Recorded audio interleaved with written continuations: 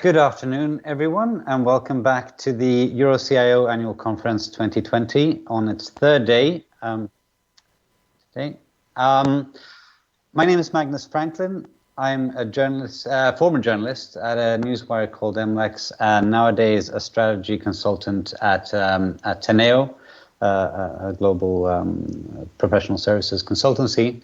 I've been with you last week and again this week. So last week we heard from CIOs, technology providers, public sector actors, etc., about their digital journey against the backdrop of COVID, of course. And the pandemic has certainly changed how we live and work today, accelerated the use of technology, and how we work, live, and socialize.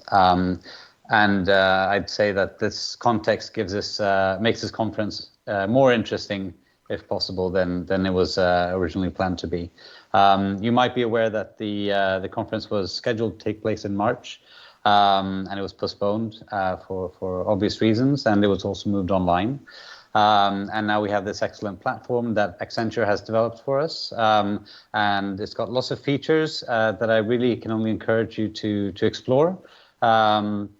Once the conference is finished, we'll have give you some time to try out all the networking features, etc., that Accenture have built in.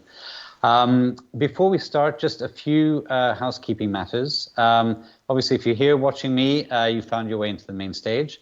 But there's a lot more to explore in the lobby. You can go to meet the EuroCIO board in the EuroCIO room. There are the sponsors, of course, and with lots of material there. And you can meet people from the sponsors of the event. There's also a networking lobby where you can meet other participants, which is AI powered. And to that point, it's very important that for all these features to work, that you really set your account up, that you've populated your profile with your name, but more importantly, the interests that you have expertise in or that you know about, because it will help populate your network for you when you go into the networking room. So find some time to do that, either now or at the end, but it's very much encouraged. If you're having any trouble with the platform whatsoever, you can let us know. There's an email address coming in a second. Make sure that for everything to work properly, because the platform can be a little bit heavy on the processing. So check that you're using the best browser, which in this case is Google Chrome, that you've cleared your web cache and cookies, that you don't have lots of windows open. One easy way to get around all this is just to open an incognito window in Chrome or private mode, because that cuts out all the interference from legacy cookies and whatnot that you might have there. So one important feature that also is a bit unique to this platform is how we ask questions. You will be able to ask questions from the speakers and the panelists throughout the day by using the chat function. So if you go on the left, there is 2 speech bubbles. You click on that. You can talk to anyone in the room privately, but most importantly, there's the chat room for the stage. In there, you can write down your question at any stage during the event. We will pick them up in the Q&A. And you can also see what questions other people have asked. So with that said, I think it's time to start the event. You're not here to listen to me after all. And we have some excellent speakers today to talk you through. There you go on the screen now. You will be able to see the emails in case there's an issue. There's also Julia, the avatar in the main lobby where you came in, who you can click on and chat to if you need any immediate help. So without further ado, I'd like to invite our speakers. We will hear from Irina ORSSICH from the European Commission, and then after that, some interesting case studies, some examples of different companies' experience of digital transformation focused on people and skills, on data, and on innovation. So I think we'll have an excellent day ahead. So Irina ORSSICH, the team leader for artificial intelligence in the European Commission. is going to give us, I expect, a very timely update of where we stand on artificial intelligence at EU level today. So I'd like to hand the floor over to Irina, please. Thank you very much. Can you already see my screen? We can see you, and I think you can take control of the PowerPoint, right? I did. Wait. I'm sorry, PowerPoint loading. No files available. That's no good. I think you can just take control of the presentation in Teams. That I did. And then you can just slide through the slides with the arrows. Yes, sorry. Okay, so much about technology. So after all this is now being said, I'm very happy to be here and to talk to you about the European Commission's approach to artificial intelligence. We did present in February this year a so-called white paper. White paper in our slang means that this is a document for discussion, for public consultation. So we had, together with the white paper of 20 February, to start from the other side, also the European Strategy for Data published, which aims at increasing the availability of data. And I believe you will hear more about that tomorrow. With the white paper on artificial intelligence, let me really emphasize that our baseline is that we want to support artificial intelligence.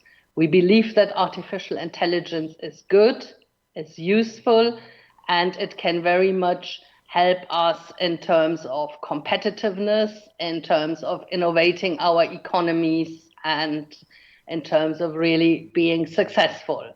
Also on the global market with regard to other countries. And in order to be innovative, to be competitive, to be successful, we have basically two pillars on which we base our policies. We want to create a European ecosystem for excellence and a European ecosystem to trust. We believe that these two go hand in hand. So we need to push AI with the scenario for excellence, and we need to help companies to adopt AI. But in the same time, we hear pretty often that companies and also stakeholders do not really know what is possible, what is not possible. And in order to create legal certainty, in order to create a clear environment and a future-proof environment, we have the European ecosystem of trust. So let me start with the ecosystem of excellence. In the white paper of February, we're proposing a number of key actions. First of all, and this is something we have already started in December 2018, we want to join forces with the member states. So all the member states, like the EU, are having or are currently in the stage of finalizing a strategy on artificial intelligence. And we want to work on these strategies being synergetic. We want to build on each other's strength, and we want to create a maximum of coherence, but in particular of complementarity. The second one, we want to strengthen research and innovation. So one thing is that indeed we want to put a lot of money into this with the European research programs and also now with the new facilities we are having. But we also want to work on excellence networks and on testing and everything around strengthening really the ecosystem of research and innovation. There we also want to strengthen the industrial research. We want to have a new public-private partnership, which is based on the current partnerships on data and robotics, and which has additional AI elements. This is where basically the industry, so you together with the public sector, with the academia, can look into future strategies on what is going to be important to develop and to deploy AI. We then have, once we are there with all the research, indeed the testing and the experimentation. So how can we transfer the research results into the market? We have particular focus on SMEs, be it through the Digital Innovation Hubs network, which again is very much focused also on the transfer, be it through funding. We want the public sector to lead by example. So we want to promote artificial intelligence in the public sector. We want to have specific sector dialogues. And at the end, we want to have a new Adopt AI program. And finally, and definitely one of the most important aspects is to improve the skills, to improve the talent, to make sure that we have the necessary talent here in Europe also to work on this.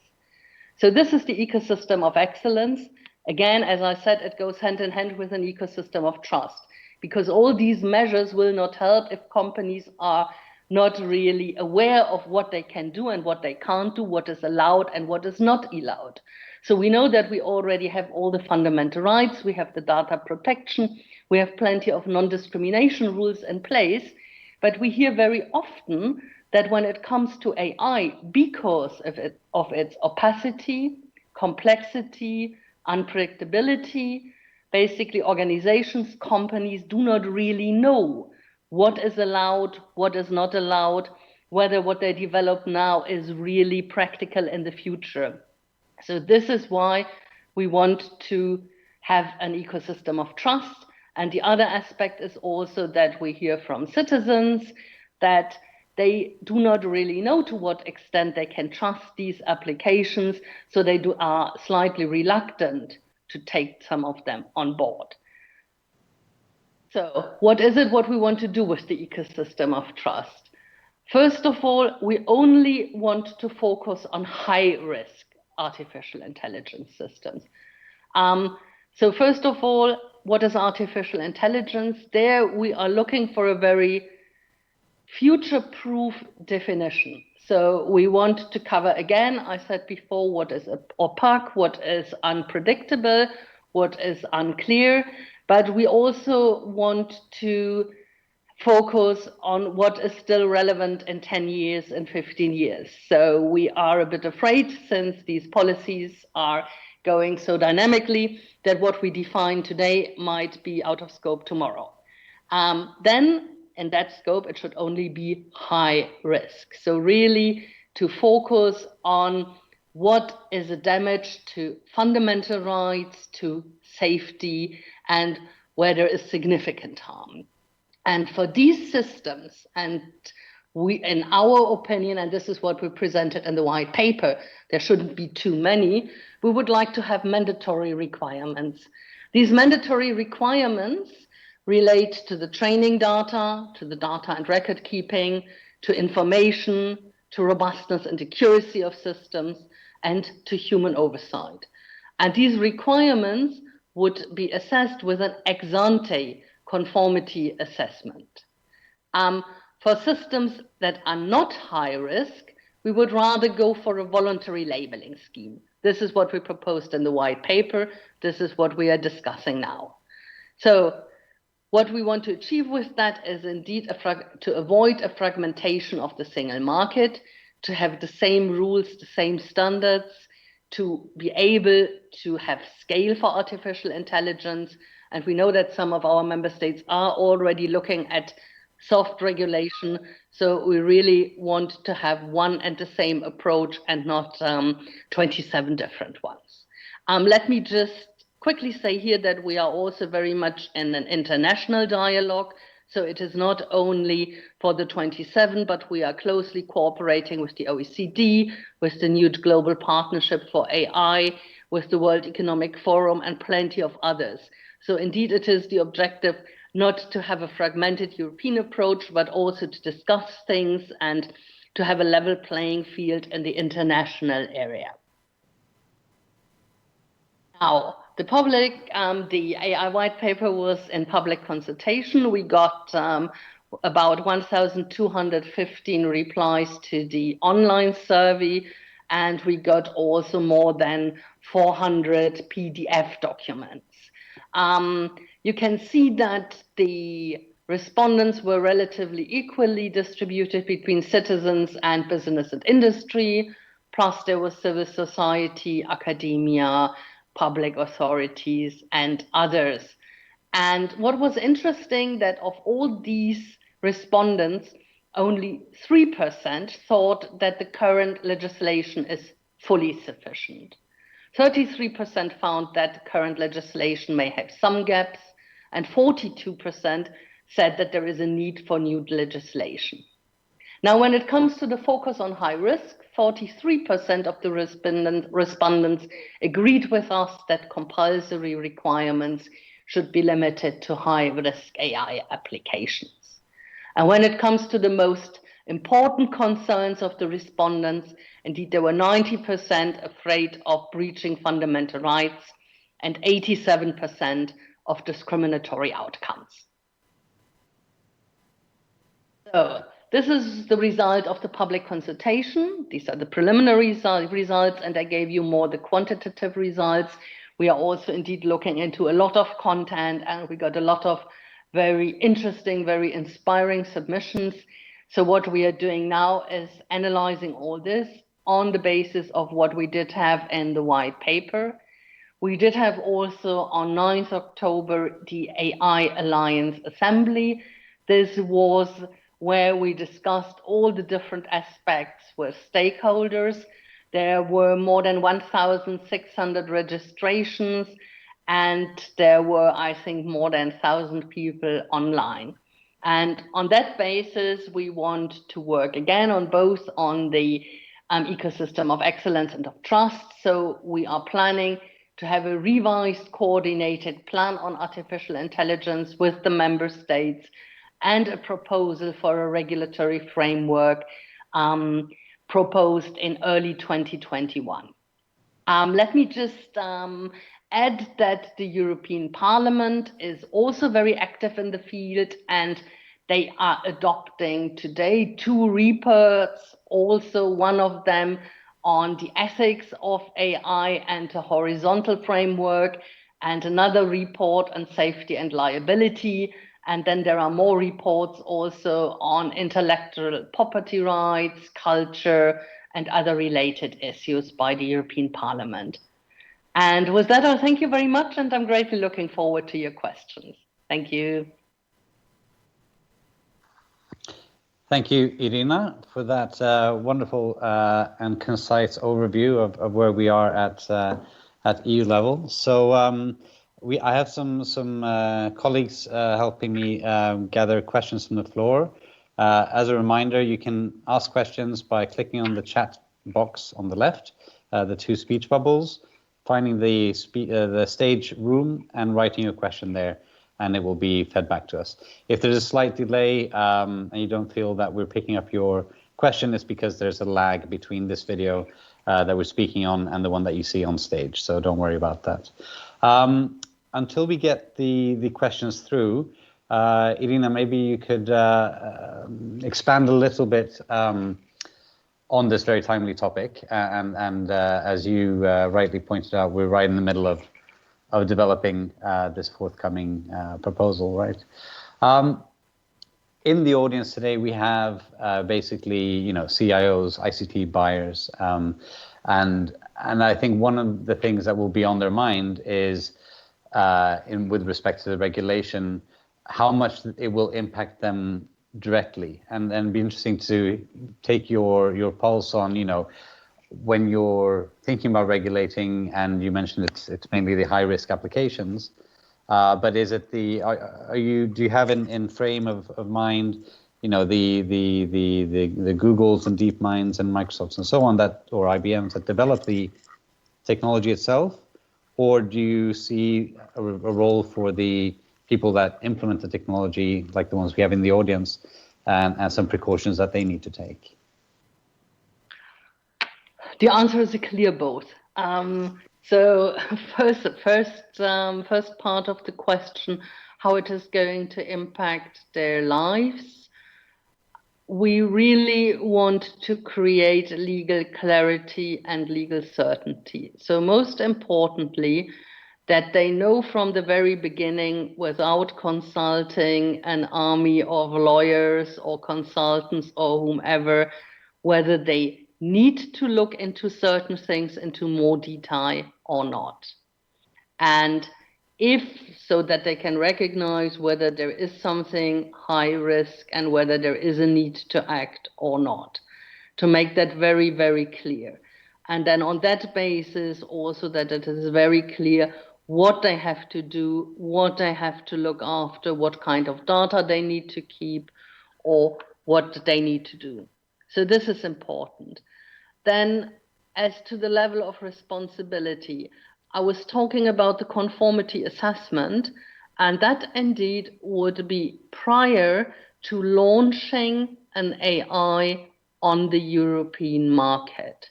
So it would be for the one who provides the AI, be it that it is developed by that organization and then sold, be it that is important, but the important moment is that the AI is on the European market.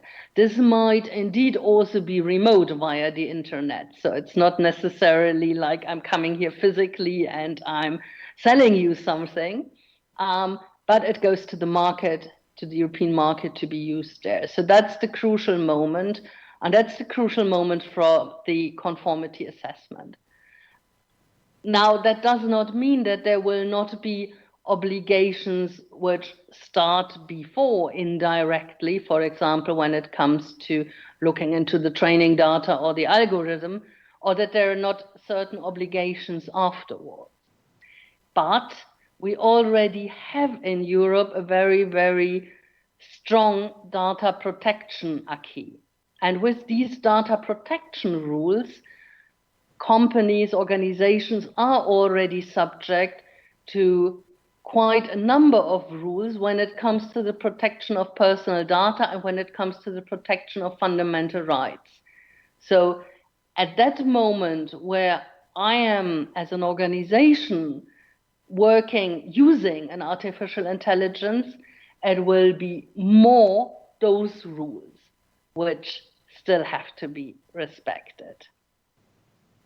I know it's very complex, and I hope I was clear. I think that was, for me, that made a lot of sense. So thanks for clarifying that. I mean, you mentioned the bringing to market issue, and of course we're living in a global world, and Europe isn't exactly an island. I mean, to that end, and it goes into the excellence section of your strategy.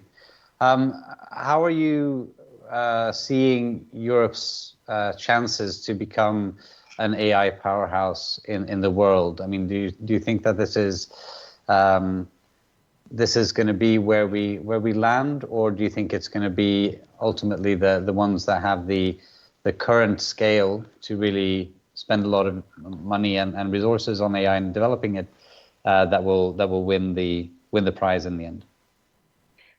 Not yet decided. We all know that China has all the data, and indeed we can't compete with 1.5 billion people. And we also know that in the States there is a lot of money, a lot of dynamism, a lot of innovation.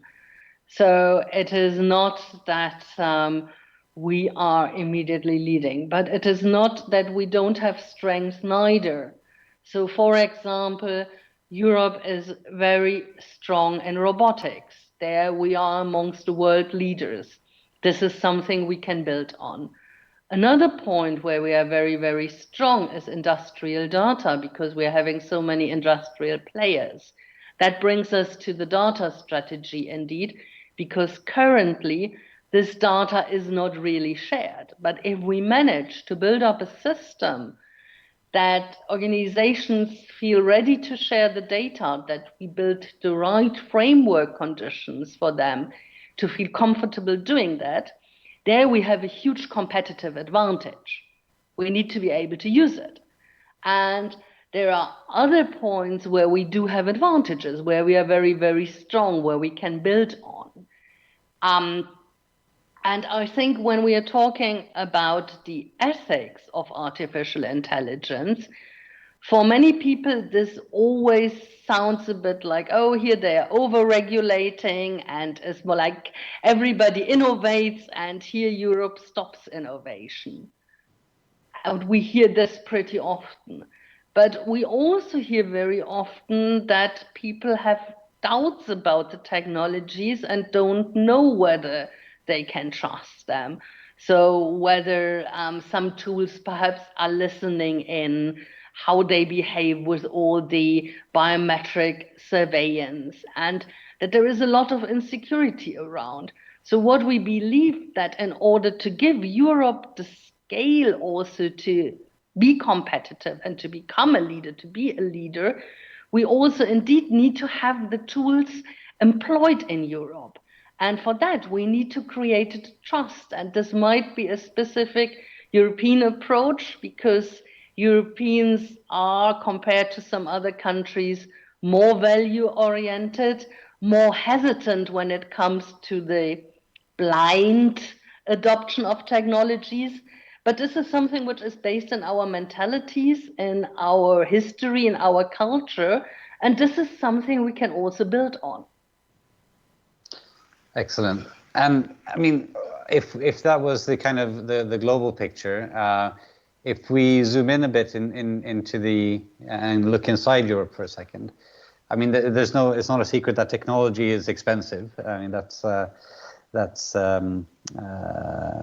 always been the case, right? When there's a new technology wave, how do you perceive a risk that the AI that's being developed now, only really ends up benefiting the players with deep pockets and with the kind of the multinationals of this world, the ones with global scale, and that there will be a kind of digital divide in a sense on AI, where smaller companies and those without the firepower might miss out on benefits of AI. And are you trying to address that potential risk, if it's there? Indeed, we're trying to address it. But I also believe that if we look at the landscape, there are plenty of startups developing tools, AI-based tools. AI might not even be in the center of it. And it is not that AI is always the most complex and most expensive technologies, but there are many elements and there are many successful startups. So there is also quite a bit of ground for smaller players already. Now, when it comes to the transfer for SMEs, so that they can work with the technologies, we have two main activities in the field. We have a number of others, but the most important ones are indeed the digital innovation hubs. This is a network of hubs in all member states, and there should also be hubs specialized on artificial intelligence in each member state, and they can help smaller companies to look into what could help them. So also not to draw up strategies, and also to help them testing the concrete needs. So to look how this can be tailor-made for the companies, and really to help them with the strategy and with the concrete implementation. And this is something we want to massively support, and also to publicize it in a way that the smaller players really feel that, oh, here's somebody I can talk to, and perhaps there is something interesting in for me I'm not yet aware, and the hubs will also help me to tailor-make that for my needs. Excellent. Before I want to just address the kind of, I guess, governance and enforcement of this in a second. But one other thing, of course, I mean, we're reading the news every day, and there's a lot of talk about bias in AI, or there's talk about automated decision making producing undesirable results and so on, which partly goes, I guess, to the ethics dimension that you mentioned. But I mean, can you give us a sense of at what stage in the process do you think that the rule book, the framing of AI in Europe is reaching the point where you can really trust that these potential issues have been looked after and that the AI that's in the market is safe. You mentioned the conformity assessment, etc. When will we get to that stage when you can buy an AI solution in the market and trust that it's up to the standard that we expect? So that would be indeed subject to the conformity assessment according to current plans. As I said before, all this is still very much under discussion. And there are different elements when it comes to developing an AI. What is very important is the training data. And what is very interesting here when it comes to bias is that the training data mostly is historical data. So there might already be a lot of bias in the data.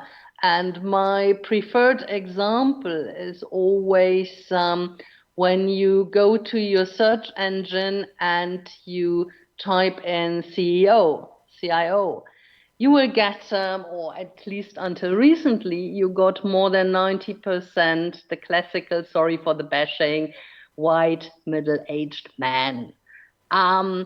And probably this is an exact reflection of the reality.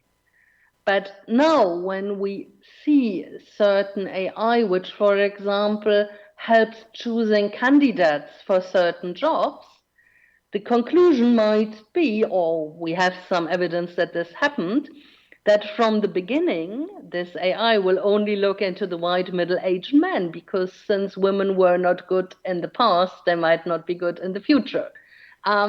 And here we have a dilemma, because in a way we need to look into the training data, which might be even a pretty accurate picture of what is going on, to see what kind of bias needs to be avoided. So that is one element. The other element is indeed in the algorithm, that there also the things can just go through. And one of the recommendations, you know, that we have been working intensively with a high-level expert group, which we have called to give us advice and to really have many more practical insights. And one of the ideas there, and we read this also elsewhere, is to have many more mixed teams. So indeed, when I'm developing something, my point of departure is my personal experience. But the moment I'm having more diverse teams, I also bring in other experience and people who look into other aspects. So this probably would be very helpful. But this being said, indeed, one of the other problems we are having is the shortage of talent. So it is already difficult to find people who can work on this. Now, to always put together a multi-ethnic, whatever team might be more difficult. And I think, we heard from André Richier, your colleague in DG Grow last week, about the skills element of this as well, and the lack of women in particular in tech. But I really appreciate you bringing the broader diversity consideration into this, because it's not just about gender, although that's very important. It's also about all the diversity that we have in society being reflected. So I think that's a great point. Before we wrap up, I just want to bring in the governance aspect of this, and I think that's where ultimately, you know, if you need to talk to your compliance people, or you need to work with actually implement this in an organization, that's where the beef happens, right? But how do you see all these rules, and in particular the kind of regulatory part of this being enforced? Is it going to be how much of it is EU level? How much of it is national? How much of it is something that will be? You mentioned the voluntary component there as well, but I think it'd be just be good to spend a couple minutes to lay out how this all will be policed, or at least governed in the state of play that you're in. Again, this is very much currently under discussion.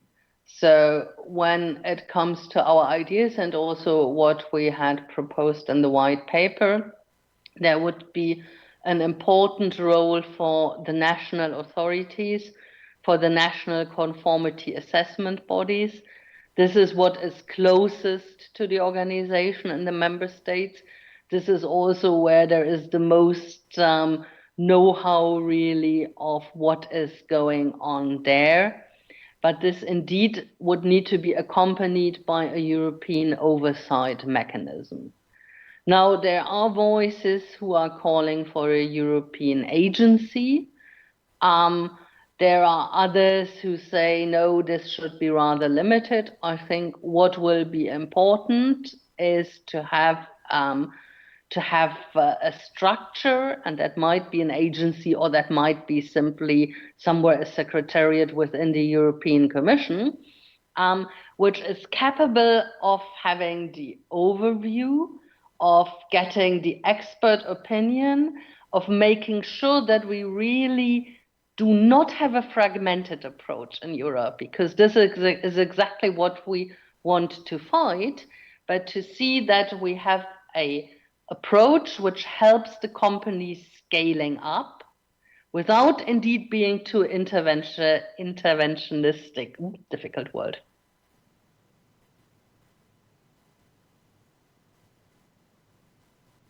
Sorry, I left myself on mute there. That's really helpful to at least know that it's still under discussion, and we'll have to be patient, I guess. So my final question to you is, I know that there's been a lot of attention on this, and I mean, from the volume of responses you got to the consultation, it's clear that you have a lot of reading material and so on. So I suppose getting more input might not necessarily be what you need now, but if to the audience here today, the CIOs, what would you like to, what would be helpful for you? What can they do to make sure that this is all brought to success? Do you have a request for them, or an ask that they can help you with? Well, one thing which would be very interesting is if they are considering adopting AI in their companies, what prevents them from doing so? Is there anything we can do for them to really push the development forward? And on the other hand, is there anything we should really avoid doing? Excellent. I think that went out loud and clear. So if you get more emails, you can blame me, but I'm sure it'll be useful for you as well. And given that we have now the months ahead to put a wrap on this, it's been fascinating, Ms. ORSSICH. I'm sure everyone has been listening with wide ears, and we'll be following your moves in the next few months to see where you land on some of these outstanding issues. So with that, I'd like to thank you. We can't do an applause because we're in this virtual environment, but I'm sure everyone is clapping their hands and thanking you in the traditional way in their respective socially distanced and home offices around Europe. So thank you very much, and speak soon. Thank you very much. So with that, we have another panel where, as I said in the beginning, we're going to talk about people, we're going to talk about data, we're going to talk about innovation, and to that end, we're going to have a kind of conversation between Francesco Moretti, the Deputy CEO of Fincons Group, a technology partner based in Italy, who will lead a discussion with Thomas KOELZER, the CTO of Munich-based media house Burda-Forward, Yanna, the CIO of insurer Generali UK, and Francesco's colleague Oliver BOTTI, who is the Executive Director at Fincons Group for Strategic Marketing and Innovation. So with that, Francesco, the floor is yours, and then I'll pick up in the Q&A.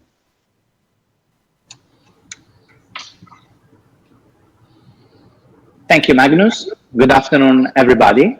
I'm excited to moderate today this session at EuroCIO, and I thank you also our special guests, and I welcome them here.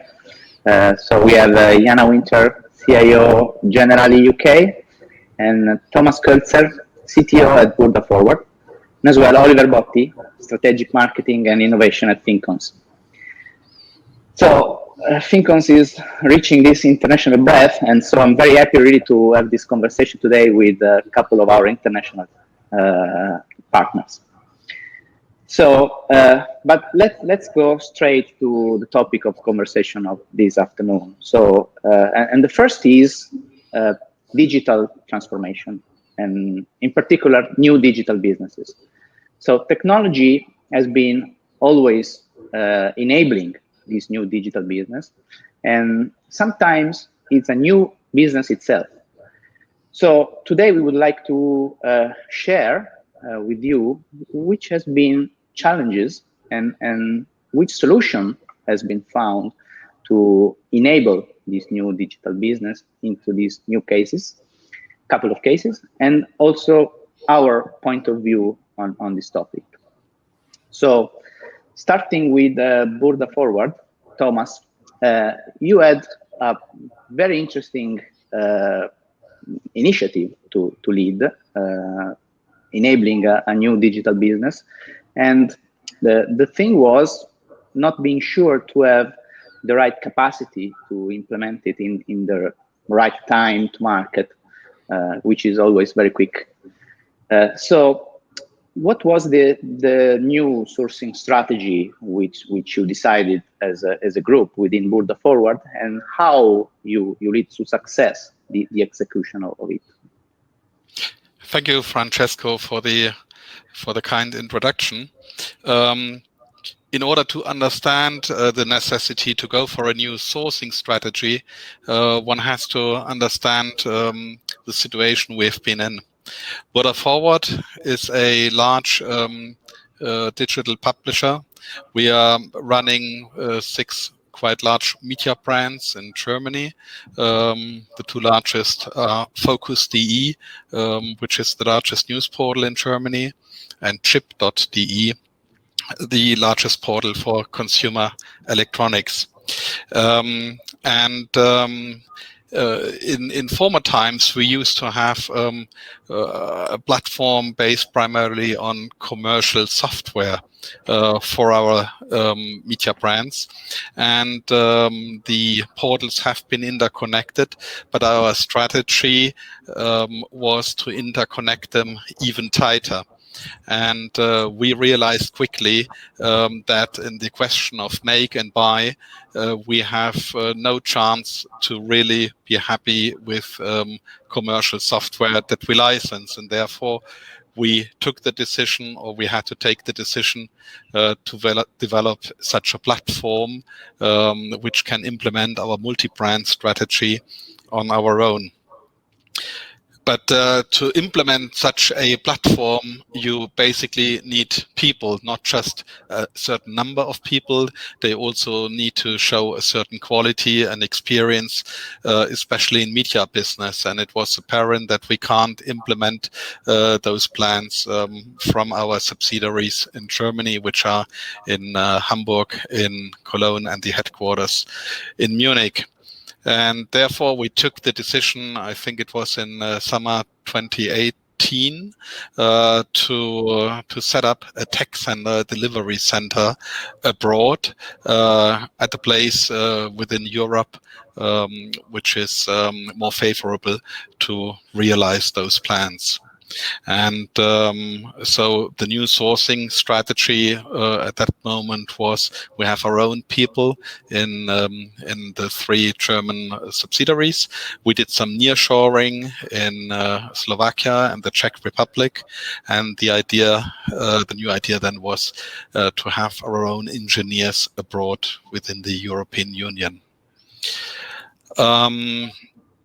What happened then was a long and comprehensive search for a proper location. It was a project that took almost 9-10 months, where we set up criteria to discover the right place to go. To give you an idea, the criteria have been: we want to stay in the European Union because making business is easier within the EU, and time zone we don't have a problem. We wanted to be in a country with that shows a cultural fit with Germany. We wanted to be in a city where there is an excellent tech university, where you have new students graduating every year. We wanted to see a developed IT market with several IT companies, local companies that are successfully doing engineering business there, but it shouldn't be overcrowded in a sense that the competition was too tough. And then the last important element was we wanted to go to a place where we have a local partner who can help us to set up the tech center, but also who can help us with additional manpower to implement a smart shoring model, so that we say we can start right away with a certain number of people, with people that are experienced in media business, and we carry on to keep them busy on a contractual basis, and on the second side, starting to hire our own staff and setting up this tech center.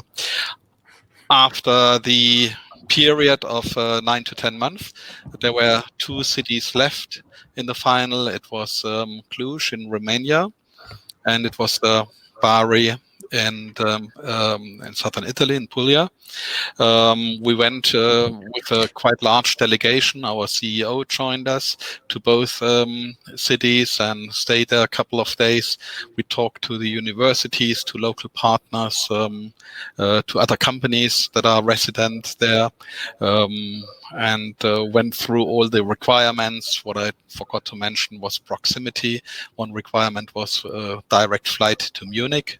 And at the end, it was a clear victory for Bari and for Fincons, whom we identified as a local partner there. So we opened the subsidiary in 2019 in October. It was a great opening, and since then we are enjoying a good success there with rapidly growing subsidiary and with an excellent partnership with Fincons. So our platform is evolving, and we are very happy to see that the things run out as we hoped and planned. Thank you so much, Thomas. Yanna, leading the transformation at Generali UK, being Generali a global business and pretty innovative business, understood, or can we say, a new digital challenge now is helping your business transforming into a customer-centric approach. So in this sense, which has been the challenges and which has been the instrument? Can we say, that within that data modernization, you are really founding this transition? And can you help us understand what this can mean for a global player like your company? I would like to set the scene a little bit. So if we pick as an example, one of our most complex by nature businesses is the Generali Corporate and Commercial. It operates in 20 countries, and it has a lot of complexity with dealing not only with high-end customers, but also if we have a client who operates in 70 countries and we need to ensure 5 lines of business and we have 20 countries, that many to many puzzle is quite a complex thing, and we enjoy complexity. So I'm the Chief Information Officer, and my job is to enable my business and to be one step ahead of their needs. So with executing a 4-step transformation strategy, and the sequence was first integration transformation, so we can put the pieces apart and then put them back together. The second part is infrastructure transformation, which we're finishing now this year. By the end of the infrastructure transformation, we're not going to have any data centers. Everything is going to be in the cloud. It's not a question of cloud first, it's a question of cloud only strategy. The third element of our transformation is the data modernization, and I will come back to that, I will zoom to that. And the fourth step is the application. So over 3 years, 4 major steps of transformation. Why data is important for us is, again, we're a complex business. Insurance, Generali is the 4th biggest insurance company in the world by revenue. And insurance is all about the data. So at the moment, I have 150 systems in various territories with various complexity, various amounts of data, various heartbeat of integrations. So I can continue having 150 separate systems, or I can find a way of using things across the systems. And again, this is our strategy. This is why our strategy was integration first, so I can decouple the pieces. In infrastructure second, so I can put everything in the cloud, and I can use the elasticity of the cloud. I can decide how much I want, when do I want it, follow some of the cycles in our business. For example, on renewals, our amount of data goes through the roof. Then the data, so I know where the pieces are, how they come together. And finally, applications. My own personal approach to applications is, if I have the data correctly done, I can develop 10 applications of the same nature, put them on the market, see which one works, and potentially decommission 9 out of the 10 and keep the one that is successful. So again, to us, data is in the middle of the transformation sequence. It is the most paramount part. And when people ask why data, what are the main things, I always say that there's 3 elements that are non-negotiable. Number 1 is the functionality, the so what am I going to do with the data?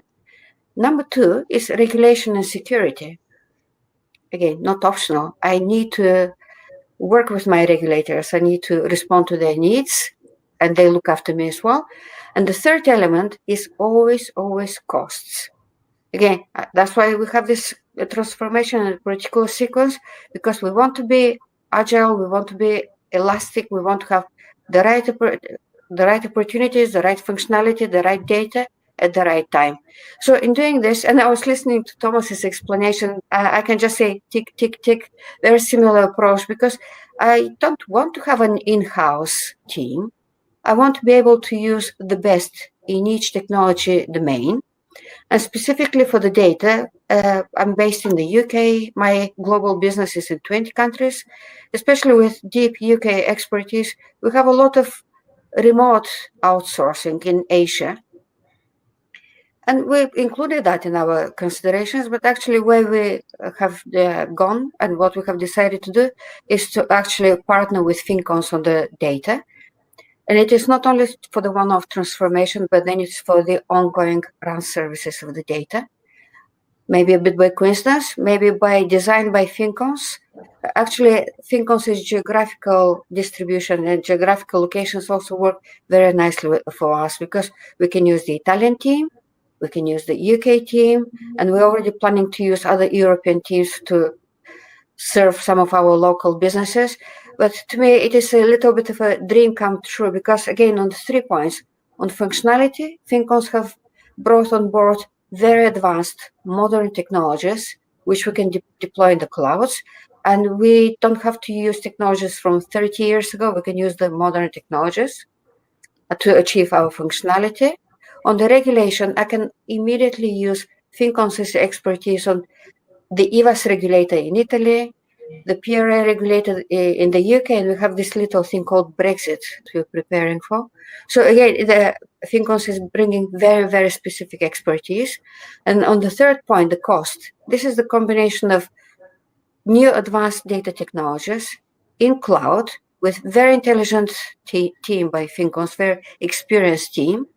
And we just have to be absolutely careful that we know what we're doing, how we're doing it, because no one wants to overspend, especially in insurance. Thank you so much, Yanna, and it's also definitely very interesting and exciting. So, Oliver, new digital business must pass through innovation. And for us as a company, of course, we never pretend to invent anything new, but to be very care of what is happening on the market. So can you therefore explain what innovation means for Fincons, and how Fincons is helping customers to roll that out and embed it within its business? Okay, thank you, Francesco. It will be a pleasure. We created a little team of a little innovation team about 8 years ago. And we started working on scouting new technologies together with being part of international research project, very often funded by the European Commission. And that was an early start, but very soon this team has been growing, and has been growing together with the company, together with being involved directly also in our sales cycles to understand what the market was demanding for. And so it became gradually a key asset for competitiveness. So innovation became really a mindset within the company. Probably it was already there, but we created a tool to focus ourselves on the innovation growth. It becomes the driver of our initial international expansion when we opened offices in UK and Ireland, in the US, then in Germany and France. Because the innovative part of our offering was not only the sales pitch, was really the part of our offering answering to the hottest topic. What is interesting also about innovation is the cross-market application. We are organized by industry, so we have business unit dedicated to each industry. But innovation is a team that since the beginning started growing cross-industry. Why? Because all the technology that we've been scouting and investigating and then moving towards POC, proof of concept, then pilot, then real application, and then ultimately product, started in one sector, but then have been applied in many others. And we can discuss this better. But I think that what I would like to focus on is also that gradually we introduced the structured approach. So as I said, we started with an activity focused on what we call now pre-competitive research, which means that we're talking about project where there is a wide cooperation with universities, research centers, and other companies, both customers, so end users, or vendors of innovative technologies. And the goal there is to challenge the new emerging technologies to see how they can be applicable in real cases and how they can solve real issues. One of the mission of this kind of pre-competitive research is not to develop product, but is to share as much as possible the results and disseminate this, because the growth is faster if it's a shared growth. And then this is what we still call pre-competitive research. And then we created, after a couple of years, we had a lot of proof of concept, good ideas and good technology that were ready and mature for being applied in production. So we created another team, which we call solution engineering, which does what we can name a competitive research. So where we start being competitive, we start producing our own product, our own solution, and this product and solution are really giving us a competitive advantage on the market. We have a third step, which is equivalently important, if not more than the other two, and which happens very often in parallel. Is not a third in time, is just a third building block, which is innovation with customers. Very often we innovate thanks to the collaboration and very often also the co-investment with our customers. And so we have plenty of examples where we went through scouting of new technologies directly with customers, and then we went back to the solution engineering after a couple of project-based initiatives. I would like to pick up, if I can, one success story, which is still running and still challenging. So it's nothing that is going to be a product in a short term, but still we are in the visionary, I would say, research. We started 4 years ago with Content for All. It's called, this is the name of a European funded project that whose aim is to automatically translate the speech of our television content into signing language for the hearing impaired. So it's a matter of accessibility. So this is technology for the citizen, let me say, not to make money, honestly, right now. Then it would be a saving of cost for a lot of broadcasters, but right now is directly addressing a citizen need. This project started years ago and started providing, applying the most innovative artificial intelligence, machine learning, interactivity, TV interactivity tools and technologies, and to be able to translate automatically a process that now is necessarily manual, and move from the speech of a normal, of a standard TV transmission into a signing language which is which is played by a photorealistic 3D avatar, which is like a human, which is obtained by collecting a library of pictures of a human. And so it's a human at the end. It appears as a human, but it's obtained totally automatically. We are still in the middle of the process, but we are proud we received the Innovation Award, the Technology Innovation Award of NAB in Las Vegas this year. And also this project has been invited by several influential organizations like the DTG in UK to showcase their results and their advancement, and periodically is invited to showcase the new results and advancement, because there's a huge market waiting for these results to become a product. So we are particularly proud about this example that still is not making money, but is very interesting and stimulating all our researchers and our partners. And it's very exciting. Thank you, Oliver. It is. So, Thomas, also, setting up a new tech center is somehow exciting and full of challenges. It's a matter that a lot of players did many years. But if you can, discover to us which has been the key points and what you discover, after more than 1 year that you are located now in Bari, again, against expectation that you had when you started this journey. Mm-hmm. As I said, for us, one of the big steps was to go from make to build for several key components for a digital publisher. And so that was a challenge and such, because if you realize the capacity we need to provide, that's quite tremendous. The portals of Burda-Forward, they enjoy approximately 40 million users every month. And we have many concurrent users. We have a lot of messages, video stuff to transport. So scalability is a very important factor, and speed, low latency is also very important. If today you have a slow portal, you will basically die, because none of the players will work with you. Google will not list you, Facebook will not list you, and the consumers will also not like it. So the technical ambition was definitely quite high, and that means you really need good people for that. And we were looking for a company with a proven track record in media, and I think it's for sure that Fincons is a global leader in IT development, especially in the sector of media, and this is what we experienced. The people we enjoyed to work with from Fincons, and also the people we achieved to hire in Bari, they all have shown a very high level of expertise.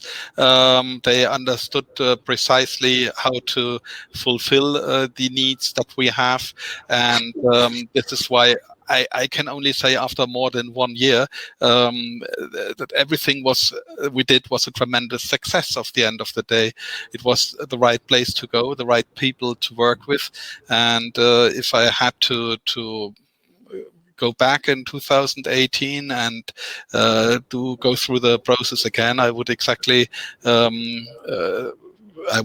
set the same goals, set the same criterias, and at the end we would take the same decisions. And you're absolutely right, Francesco. There are a lot of companies who set up a tech center abroad and they fail because they don't get communication right. They have not the right local partner. The culture doesn't work. So there are many points where it can fail. And we are very happy that for us, the opposite was true. And we all know, I mean, we are sitting here in a video conference because of the pandemic, and our subsidiary has just been 6 months old when the shutdown in Italy and Germany and everywhere happened. But still, we made it, and we are happy, and the new colleagues are happy, and the people in Germany, they are working well together. And maybe last point, we also achieved to keep control. It is our platform. We develop it, but we innovate together with a company who knows or who's experienced an important aspects of that platform. This is what also Oliver said: innovating together. And for us, as a media publisher, we can then keep control of what we innovated, and this is the perfect cooperation model for us. Great. Thanks, Thomas.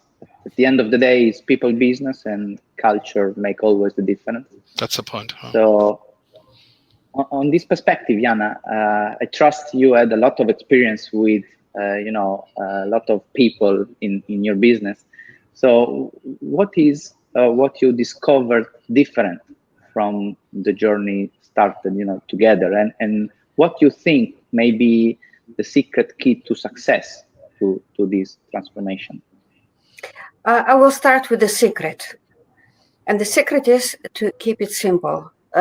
However, keeping it simple is never easy. So why I'm saying keep it simple is now working with Fincons, we're going through the data modernization. And whichever way you look, any dimension, I have multiple things that we need to take care of.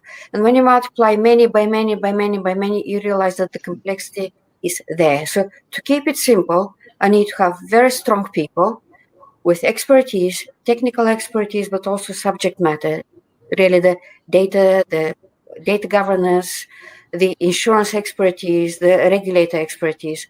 So let me just try to paint a picture why it is so complex. And again, complex by nature, and it's good to have a challenge, okay? All right, so when we started working, we wrote something that we call the Data Bible. And we decided that it will have 3 very, very simple chapters. One is data and analytics. The second one is financial integration. And the third one is data governance. Because even financial integration for us is all a question of data, going from A to B with reconciliation. So again, data and analytics, financial integration, data governance, 3 chapters of the Bible. Okay. Then the next complexity is that I have many businesses. I have multiple businesses, and I don't want each one of them to have a data solution.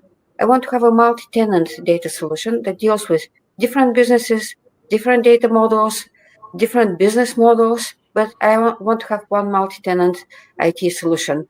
The next complexity is that I have multiple regulators in multiple countries with multiple needs. How do I address all of this? The next complexity is that I have, again, the 150 systems. The next complexity is that at the moment, all of my existing data systems are legacy. Now I'm putting new in the cloud, modern technology data systems. So I have the old estate, the new estate. How do I bring them together over the next 2-3 years?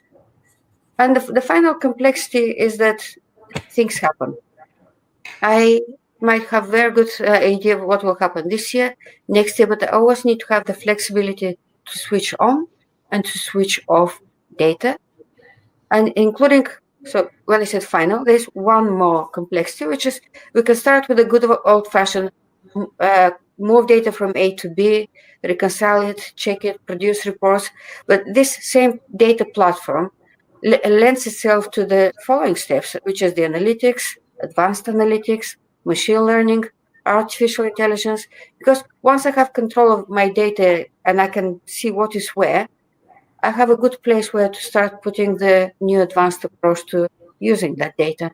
So I will come back to say this is why we have selected Fincons, because I'm getting everything that I need for my data platform. I'm getting the technology expertise, I'm getting the subject matter expertise, and I'm even getting the regulator knowledge. So again, I just wanted to comment on Thomas's point. Even with lockdown, with pandemic, we have established such good way of remote working, virtual teams. We have put the right teams together that I would like to say that from IT point of view, we have been used to that complexity, working remotely, and it has not slowed us down. Sounds great. Thank you so much, Yanna. And Oliver, starting from this, can you also share some other examples which has been driven by, sharing this expertise and methodology of innovation across markets and across industries? Yes, we have plenty of, and I would say that, for example, just to mention the most innovative technology we've been dealing with, big data and advanced analytics are topics that we started going deeply, so scouting technologies and developing new solutions stimulated by the financial sector, financial services sector, so banking and insurances. We also have productized this into what we call Fast Data Lake, which is a product. But then we are now moving this and we are experiencing this technology in all the other sectors. Internet of Things, another group is interesting. Internet of Things, even the first machine learning and artificial intelligence mechanism engines, and also the latest one, which is we're still waiting for a final application or a final set of application, which is blockchain. All these three technologies, which are so key, started for us. We started to analyze them and to experience them within the manufacturing area, and then very fast we started moving in all the other sector, in particular to the media sector. I would mention also the blockchain, which is I would not say the less mature, but the one which is not yet taken the room that it should have. We started a research project years ago applying blockchain to anti-piracy in manufacturing, so to tag and monitor the distribution of products. Then we migrated this experience into a very interesting one. Before COVID, we started applying blockchain to smart working for a public administration in Italy. Trying to better support the remote working before this became a necessity. So you can see how the visionary innovation can become immediately a necessity when you never expect it. And also we are now working, we just won another grant from the European Commission to work, to apply blockchain to smart contract management for the media sector. So it's really across experience. I would like to mention probably the most successful story here. We started working for several years ago for broadcasters to develop for them the most innovative solutions nowadays, which are over-the-top TVs and hybrid TVs. This concept and most of the technology behind that not only become part of the new strategy of the digital revolution that these players did in the last 10 years and are doing nowadays, either in Europe and in US, also driven by the takeoff of new emerging standards like HbbTV in Europe or ATSC 3.0 in the US. But they are recently becoming a very important tools to innovate the video communication of every enterprise. So we created indeed the solution which is mediated from the media solution, from the solution we created originally for the media, and we are applying to public administration, internal communication or external communication to the citizen, internal to the employees, utilities and energy, transportation, financial services, banks and insurance. All of these companies communicate either as a strong need of communication internally with employees, externally with the citizen, with the customers in B2C and B2B approach. And nowadays with the pandemic, this need of communication is even stronger. And we are applying these sophisticated solutions which were designed for broadcaster to introduce interactivity in every communication, to introduce interactivity, personalization, a gamification dimension, and also a social enablement.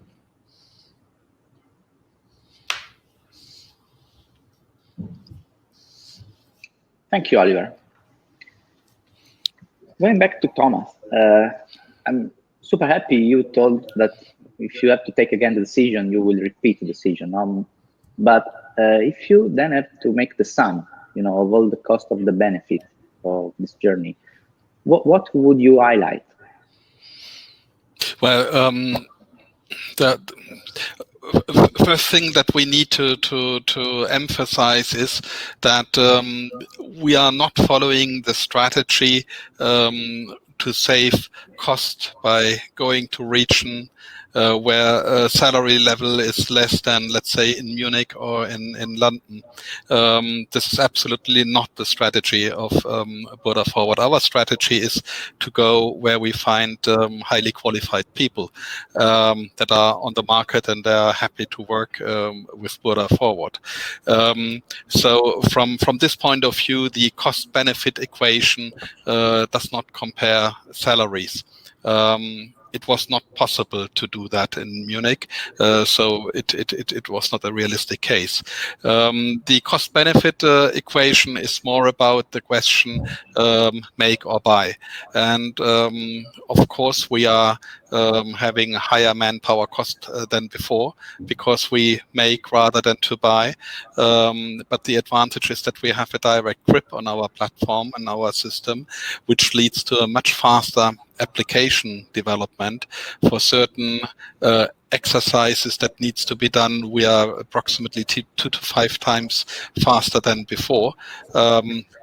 And on top of that, we are able to develop much more complex applications since we can tweak the engine below in the way we would like it to go, which is not possible if you buy a system.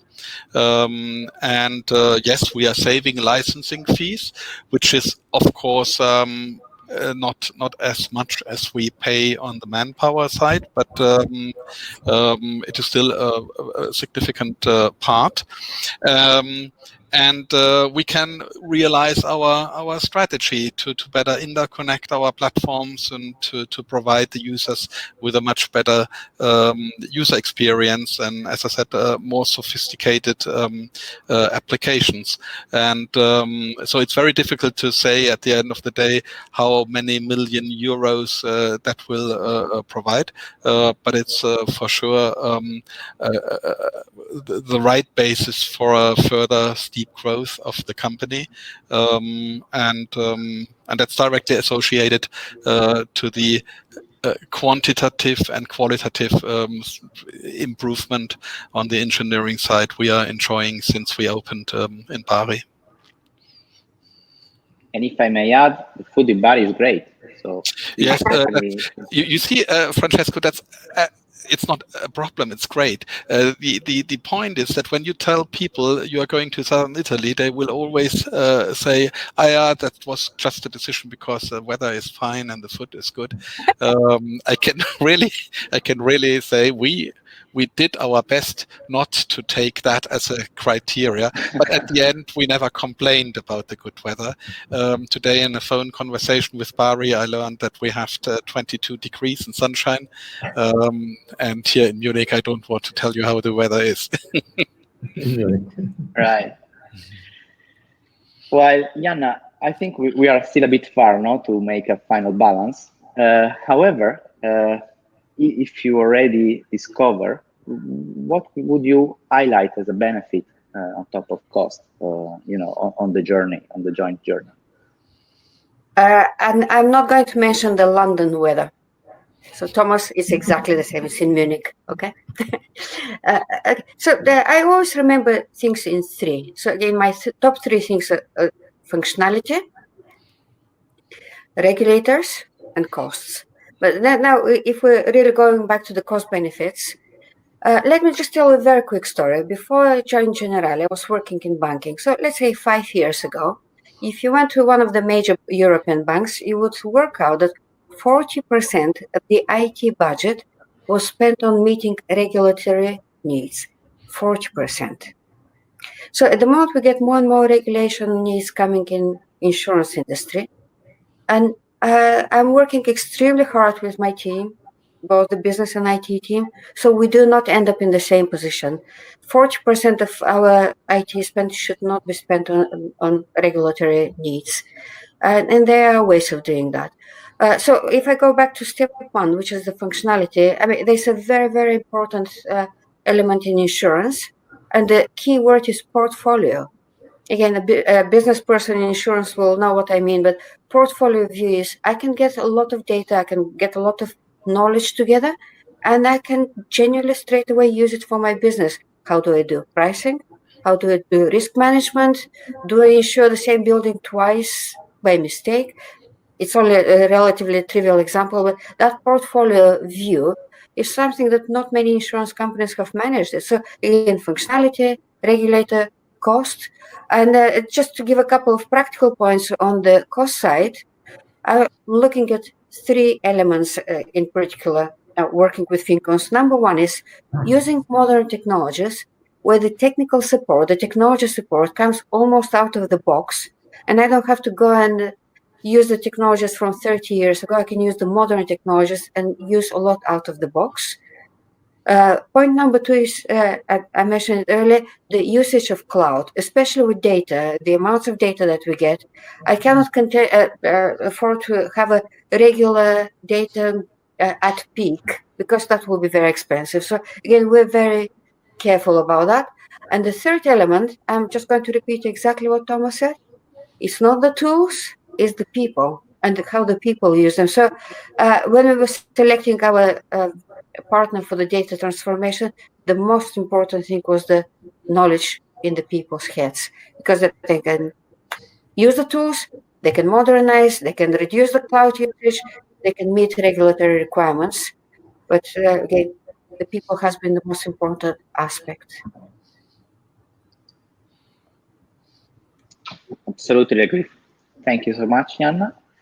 And final to Oliver, with I guess not so much that 3 minutes left, so it would be a challenge if you can try to make your own sum, because we also have to be very competitive about bringing innovation to our customers and together with them. So how can we do that?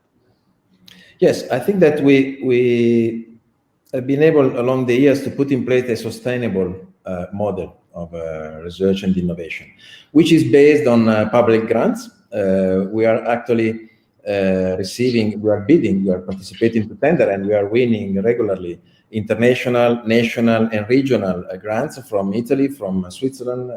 We are applying also in UK. Basically, we have a sort of, let me say, a war machine to be able to sustain also this model. We work also with private investments and with co-investment with our customers, with our clients. Also, it's interesting, the wide network of university, that's very useful because they work with us and for us. Universities, research centers, innovative technology partners. We are currently working with more than 20 universities around Europe and university and research centers. We make about 30 proposals of research projects per year, and we have about 10 projects running on a stable basis every year. This allows us to have a direct participation to this pre-competitive research, but also we have funds for the competitive research. Very important is also to participate to influencing organizations like the standard bodies. We are both involved in Europe and European and US ones.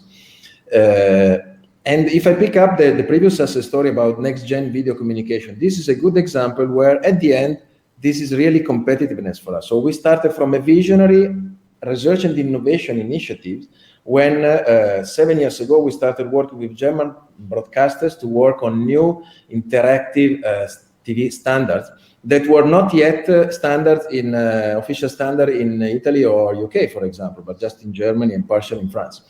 We started working there. We involved our customer in research activities. Then we moved from research to a production-ready project when we launched day one of availability of this standard on Samsung television sets in Italy, 6th of November 2016. Day one, we launched it. We made this the first application leveraging this standard. So this means we started in advance. So we moved from research to production. Then we we contributed to the migration of this technology from Europe to US because for a while, Europe has been advanced on interactive television standards. And we started working with the US broadcaster 2 years before their equivalent standard, which is called ATSC 3.0 for interactive TV to be supported in the US, became a reality this year in 2020. So that was an absolute competitive advantage for us and for our partners.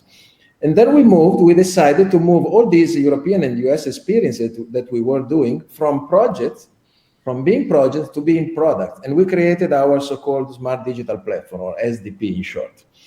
This platform now has been applied not only to the media market, but we have already launched it, and we are spreading it into non-media market. So it's a process that really we couldn't imagine when we started 7 years ago, but it's really a successful one, which is addressing the topic of being competitive in this crazy arena. Thank you, Oliver, and thank you to the wonderful guests we had this afternoon, and ready in time for the Q&A session. Thank you. Thank you, Francesco, for that excellent discussion. And I just have to say, I never heard anyone come to Brussels for the weather. So voila, that's something we all share in Northern Europe. Now, as I said in the beginning, you have every opportunity to ask questions from our speakers who are all primed and ready to answer them. So please put them into the chat. Reminders on the left. In the speech bubble box, you find the stage room, and you can write down your question, and we'll get it to the speakers. So while we wait for the questions to start arriving, I just wanted to maybe turn to Thomas to start with. On the theme of people, right? I mean, that's what you were discussing with us, and we've heard a little bit about let's say skills, people, considerations from some of the other case studies and the European Commission official last week, and maybe I'd like to ask you a similar question that I did to them, which is, as a media company, effectively, how do you convince the talent that you need with the technical skills and so on, to come to you rather than going for a hotshot career in Silicon Valley or somewhere else? How do you draw them in, or how do you find the right way to put yourself forward as a company to make it seem like an exciting place to do tech, basically? Well, the starting position isn't really good. I can explain that. Everybody knows our brands because there have been magazines before, and everybody says, well, trustful brand, great content, but very old technology. It's paper. So the .de version of that paper can't be that much of high tech. This is the fight we have to fight also within Germany. Abroad, it's even a bit more difficult because the people there don't even know our brands. So they only know we are part of the media industry. Doesn't sound high tech.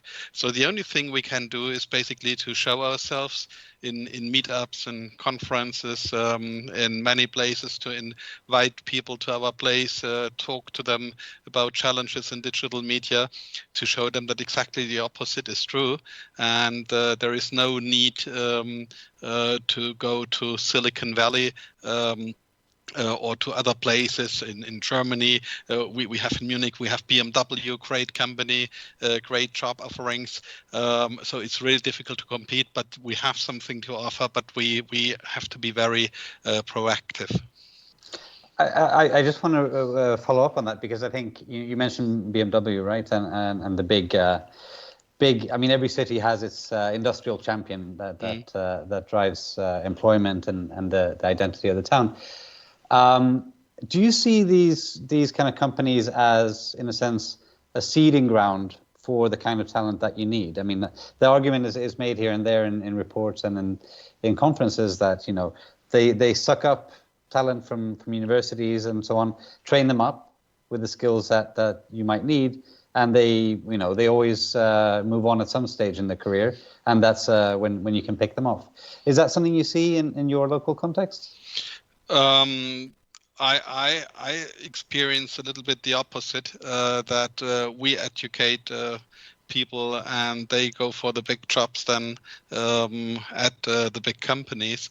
But I think when I talked about the criteria that we had to choose the right place to go, we said we want to see a developed IT market but not overcrowded, and this is exactly what we have in Munich.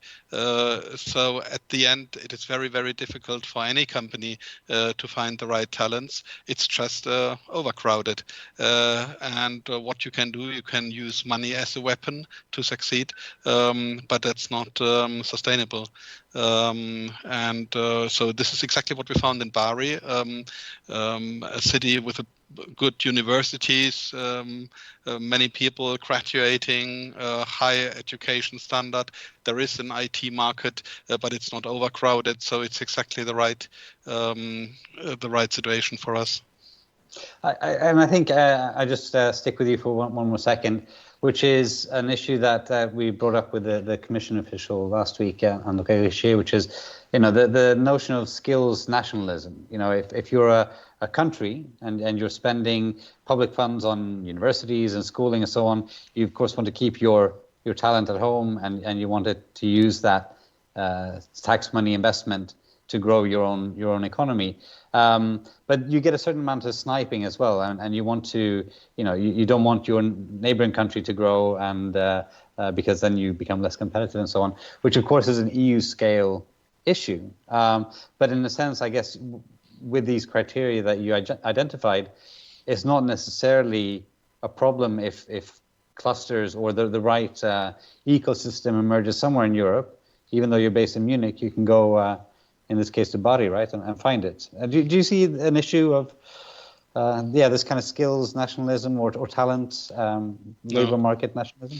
No, for me, Bari is like Hamburg and like Paris, just another city in my country, Europe, and I don't make a difference between the different states. Yes, there is a different culture, but that's all basically. And this is also the way we integrated our subsidiary in Bari. It's nothing fancy. It's just another place where Burda-Forward is making business. Very good. I'll probably get back to you in a second, and again, we'll keep the questions from the floor flowing in. But I just want to turn to Yanna for a moment and dive into the theme of data in a bit more detail. And again, I'm kind of continuing a conversation that we started last week when we were hearing from the French Ministry of Education in that case about how they're trying to develop data, build data sets that they can use internally, but also make available to the edtech community in that case. And I'm curious to get a sense of, you enjoy the complexity, but making things, that complexity, simple. I like the way you framed that.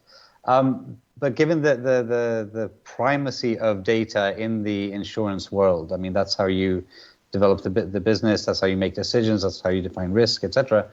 How do you see the availability of data today? Do you see these efforts of public bodies to make data available? Are you seeing them in real life? Are they working? Do you see the right amount of commercial data sharing happening as you'd like it to, or do you think that there are still too many pools of data that are locked up that you just can't get access to? I would use any data I can lay my hands on. So there's not enough data out there. Okay, but back to your point, even within a company, if you're looking at a major company, there are enough pools within the company to be able to pull together. And then also pulling the external data. Now, I need to say that I'm a little bit lucky because I'm not dealing with retail data. I'm dealing with corporate and commercial data. So at least my challenges of regulation, obfuscation, GDPR, etc., are not as complex as they would be if I start pulling retail data, social media data. But really the rule is take as much as you can and then use it. So the challenge is not lack of data, but and what I have seen now is, for example, we can be using geospatial data. We can be using data from Google on how many floors a building has. If you have the Google car has driven by and you can see the image, and you can say, actually, this building should not be insured for 15 floors because it only has 3 floors. I'm just giving you some kind of a visual example of data exists. We need to be able to get it. We need to be able to use it. So actually one of the challenges is then how to match the data. Because if this is Magnus talking to us at the EuroCIO conference, is it the same Magnus that I'm trying to ensure, and he's telling me that his building has 15 floors? Okay, so there are enough complexities of getting the data, matching the data, working out, is it company A the same as company B? Has it been acquired by company C? So even in the corporate and commercial world, there's enough complexity about matching of the data. Also, I need to be retaining the traceability of the data, how decisions were made. Yeah. Because again, especially if you come to insurance, to pricing, you need to be able to prove it first to yourself, then to your client that you have been fair and there has been no bias in the data. Mm-hmm. And finally, I just wanted to say in that, minimize the complexity because the world is complex by definition. In the data world, basically there are two extremes. Either extreme one is I will take all of my data in one place, I'll clean it, sort it out, lock it away, no one will ever mess it around. That never works. Or the other opposite extreme is assume that I will always have sources of data, systems, internal, external, but actually the way of how to put the data together to use is knowing where the data is, how fast I can get hold of it, why do I need to get hold of it, and then have the mechanism of getting hold of the right data at the right time and then using it while retaining the lineage and traceability of the data. And this is, I'm the IT guy in the room. I get excited about technology, but even the technology support for that approach, for the highly distributed heterogeneous systems approach, that technology has been advancing over the last few years, and it makes our lives a bit easier. Sure, and I mean, given that we had a European Commission official on the stage just before us, I'm curious. I mean, I was shocked to hear that 40% of your costs are regulatory. No. That was in a different world before I came to Generali. Yeah, but that's a very high number. So I'm sure there's lots they can do to make life easier for all sorts of companies, but given their propensity to try to solve problems for us with or without our input, is there anything you can see, especially at the EU level, that would actually help you simplify the complexity of data that you encounter now? I know there's a lot of talk in Brussels. Thierry Breton is really big on data and loves it and wants to allow Europe to make the most of it. But how do you see the regulators getting involved? Is there a role for them really, or should they just let the business community get on with its thing and get out of the way? There's definitely a very, very good role of the regulators, because at least brings us back to that philosophical approach. You need to be mindful that we all exist in this ecosystem. I'm not going to mention Brexit. It makes me cry. But we're all with this ecosystem, and whether we're treating our customers fairly, whether they're corporate customers, retail customers, what data we're using. I mean, it was really interesting to hear Irina's point also on the bias in historical data. I mean, I remember 40 years ago, one of the first AI algorithms worked on hospital data, clinical data. It was one of the first knowledge discovery things ever, and it worked very hard, and it came back to say, hooray, I found something you didn't know. What didn't I know? That all of your pregnant patients are female. Really? Okay, so that was Mises 40 years ago. And let's assume that even the technology support over 40 years has improved. But and this is why I think that the regulator's role is very important, because at least it keeps us on the straight and narrow to play fair and to think that different things need to be considered and counteracted. I think that's a great segue from this regulatory discussion that we just had, and I'm sure they'll be encouraged to hear that they might be useful. But I mean, let's leave it there for now. I just want to then bring Oliver in again and just touch on the innovation theme for a moment. I think, the word innovations is bandied around quite carelessly by a lot of people in a lot of contexts, and not least policymakers like to see themselves as a very important part of the innovation pie. And you yourself made reference to the importance of EU funding for a lot of your innovation activities. I guess the question is, and this is where I'm taking this from, is from the EU lens. I mean, they want to make sure that innovation happens in Europe, and I took it from your outline of what you're presenting that innovation is very much an open game, a global game, etc. Is there anything that Europe as an ecosystem, as a collective, can do to make sure that the innovation, the cool stuff, gets developed here on our shores? Or are we should we just resign to the fact that innovation happens where it happens, and wherever it be, we just need to live with that? Well, thanks for this question, because I've been a researcher since the time of the university, and I've been trying to get access to the European Research and Innovation Funds since then. And basically in all the company I've been working, I was trying to leverage this important source, which is not only a source of money, but is a source of knowledge, is a source of relationship with universities and innovative enterprises.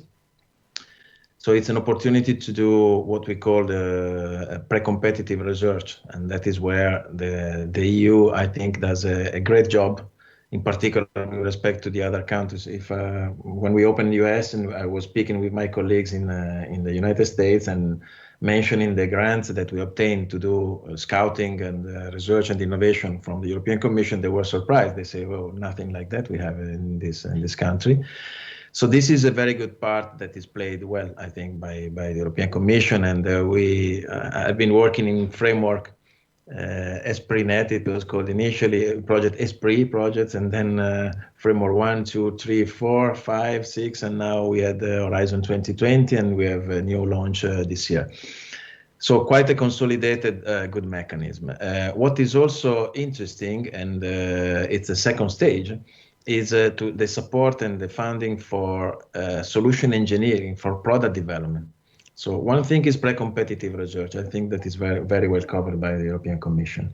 The other thing is competitive research. So competitive research in the US is entirely private funded. Is based on going on the stock exchange and raise some funds from investors. That's not so easy, at least in our country, not in Europe in general.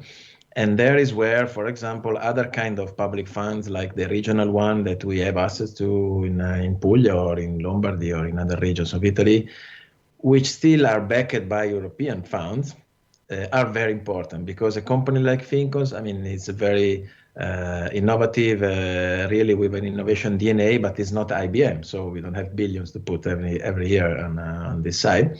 So we can invest, and we do invest, but the kind of help we are receiving, we have been receiving from, for example, the Apulia region, was very important to do the next step, which is the engineering of prototypes of solutions of technology that we initially scouted with the university, with the research center, into products, and put this product on the market together with our tier 1 customers and first mover customers. The last point on investment is this: the possibility to co-invest with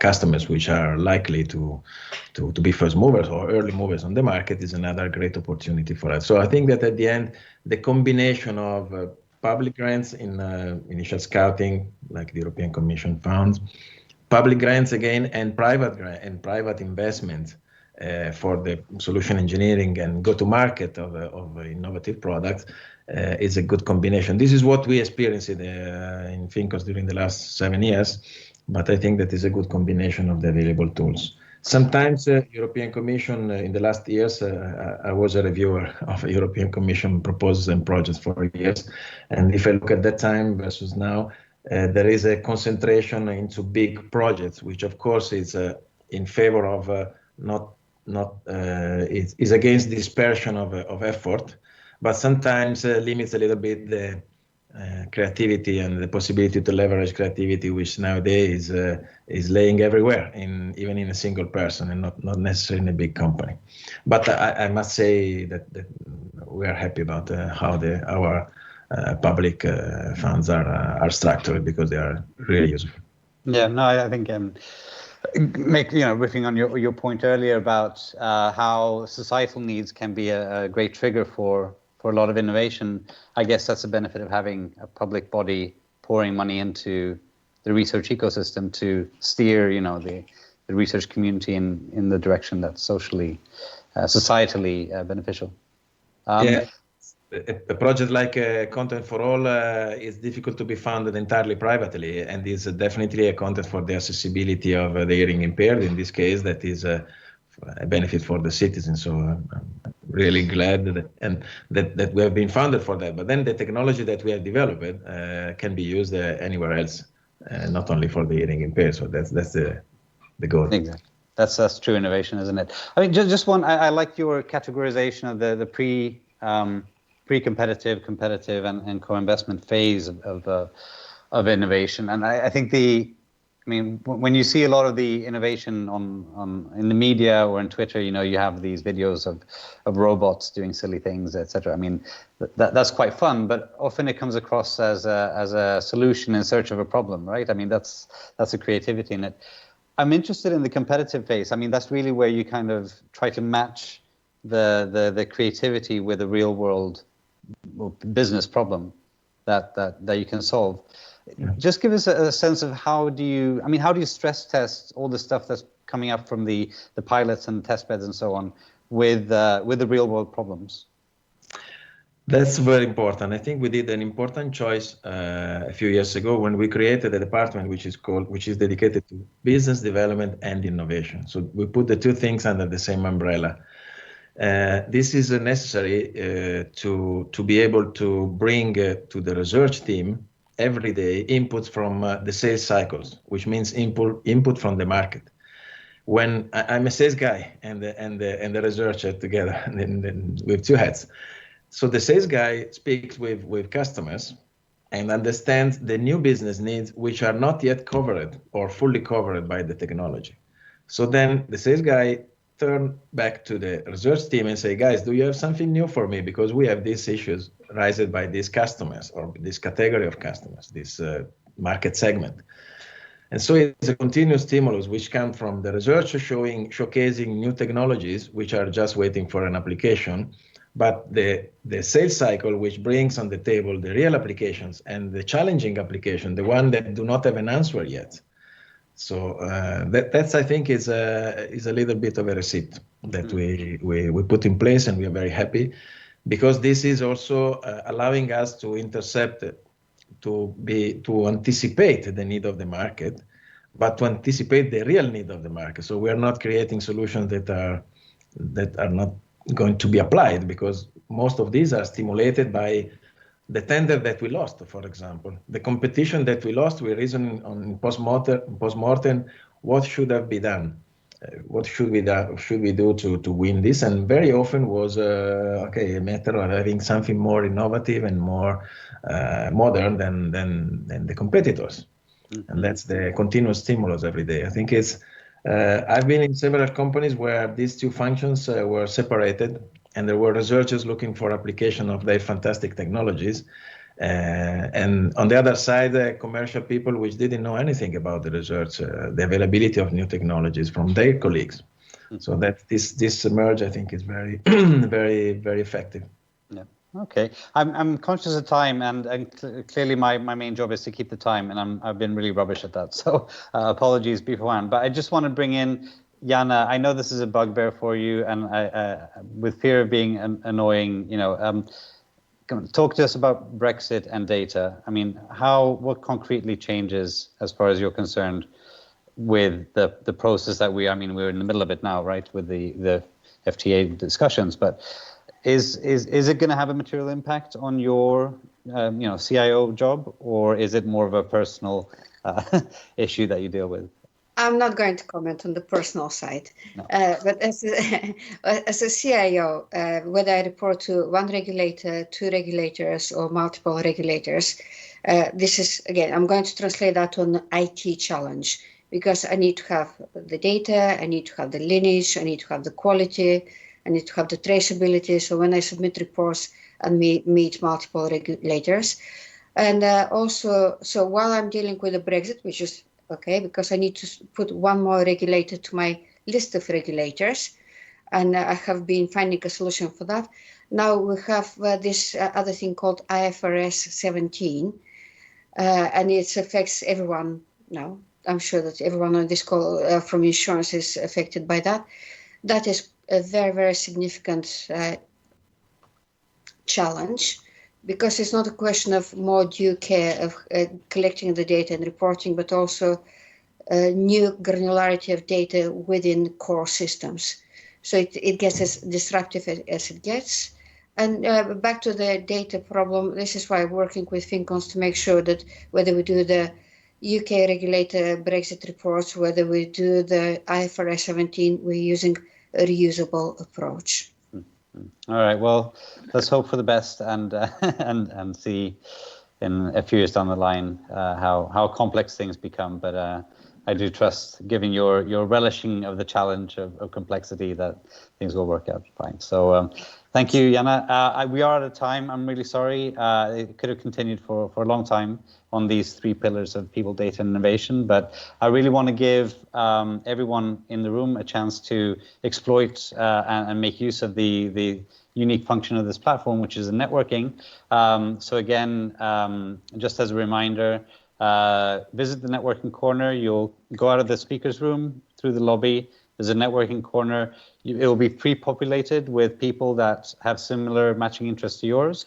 But everyone is available if you click on the chat function tab and you try to send a message on the link at the bottom. You'll see a list of everyone. So anyone you want to speak to, you can do go around the rooms, the exhibition hall, the EuroCIO room, etc., and use the networking function. I think that's really what Accenture has tried to replicate here, and I think what, in a sense, we're here for.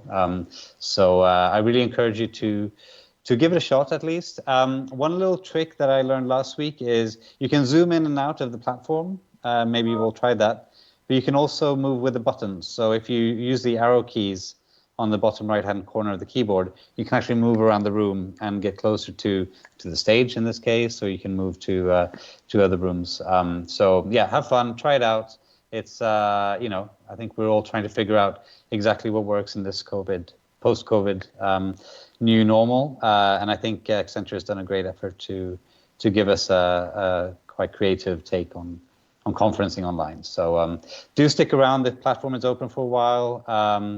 And you know, we'll hopefully get some feedback on your experience tomorrow when we're coming back. But for now, I'd like to just really thank Irina from the European Commission, Francesco, Oliver, Yanna, and Thomas for that excellent and interesting discussion about these three pillars. I think they covered a lot of ground on the on real world experience of doing the CIO job effectively. I hope you all learned something. Again, we can't clap because we're all online, but I think we can all, transmit our great thanks to all the speakers and to everyone involved. I just want to say thank you to the supporting team as well here from EuroCIO. We have Dominique, Lina, and Julia who are helping out with the questions and making sure that everything works, and the Accenture team and the production team. It's a whole team effort, so I think everyone deserves a big thank you and a virtual applause. And Go Network, we'll see you back at 2 o'clock tomorrow, and enjoy the experience. I think that's it from me, and have fun. I'll try to network for a bit as well, so I'll see you in the room. Thank you all very much, and bye. Thank you. Sorry. I just want to say that there is a 1 p.m. Session tomorrow that I'm sure information will be sent out by email. But yes, apparently there's a virtual applause to our speakers and to me as well from the audience. So thank you all. Thanks for listening, and see you tomorrow. Bye.